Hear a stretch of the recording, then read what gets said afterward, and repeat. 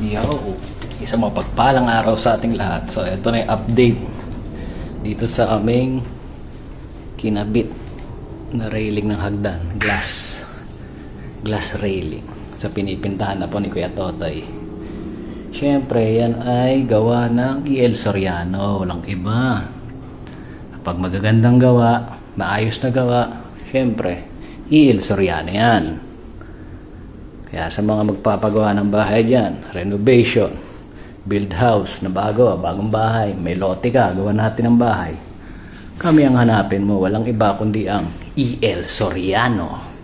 Usapang construction, wala ka ng ibang tatakbuhan. So ayan, naikabit na namin. Ang issue kasi yan, nabasag ko yan last time.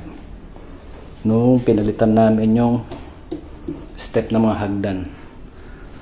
So kasi yung unang gumawa, hindi naman natin sinisisi.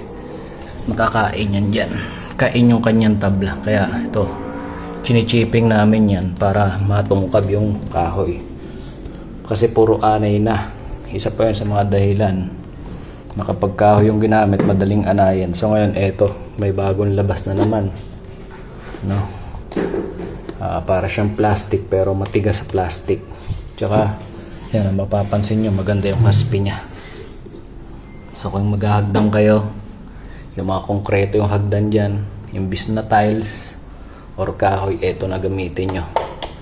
Lifetime din naman, diba? Iwas repair pa.